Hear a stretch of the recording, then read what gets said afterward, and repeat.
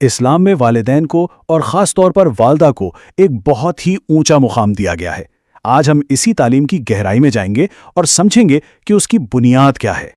بات شروع کرتے ہیں قرآن کے اس ایک چھوٹے سے لیکن بہت ہی طاقتور حکم سے، انہیں اف تک نہ کہنا۔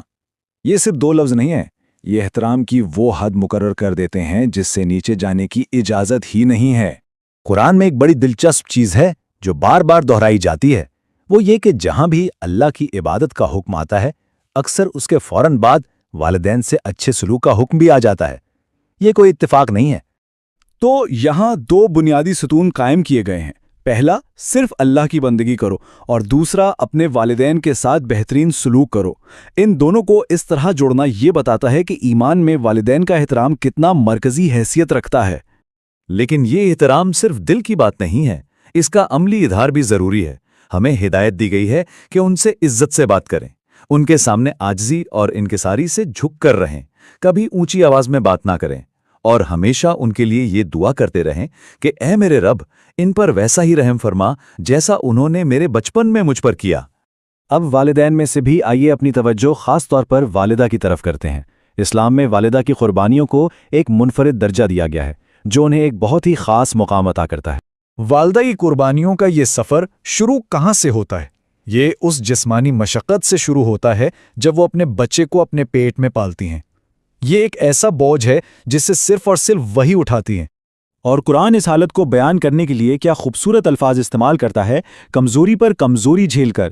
یہ جملہ بتاتا ہے کہ حمل کوئی عام سی بات نہیں بلکہ یہ ایک مسلسل مشقت کی کیفیت ہے جو جسم کو کمزور کرتی چلی جاتی ہے۔ اچھا، اب ہم اس گفتگو کے شاید سب سے حیران کن اور اہم حصے کی طرف آ رہے ہیں، جہاں والدہ کے بلند مقام کو ایک واضح عددی تناسب میں بیان کیا گیا ہے۔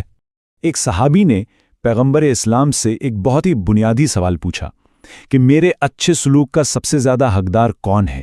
سوچئے، یہ کتنا اہم سوال ہے جو ہمارے سارے سماجی تعلقات کی بنیاد بن سکتا ہے۔ تو جواب آیا، تمہاری والدہ۔ صحابی نے پھر پوچھا، ان کے بعد کون؟ جواب وہی رہا، اس میں کوئی تبدیلی نہیں آئی، تمہاری والدہ۔ اور جب تیسری بار بھی وہی سوال دہرایا گیا تو جواب پھر وہی تھا، تمہاری والدہ۔ یہ تکرار ہمیں کچھ سوچنے پر مجبور کرتی ہے نا؟ چوتھی مرتبہ جب پوچھا گیا کہ پھر کون، تب جا کر جواب آیا، تمہارے والد۔ تو یہ ہے وہ 3-1 کا تناسب، بالکل واضح۔ یعنی اخلاقی طور پر اولاد کے اچھے سلوک کا حق والدہ کا والد کے مقابلے میں 3 گنا زیادہ ہے۔ والدہ کا یہ بلند مقام صرف دنیاوی احترام تک ہی محدود نہیں ہے، اس کا تعلق سیدھا آخرت کے سب سے بڑے انعام سے جڑا ہوا ہے۔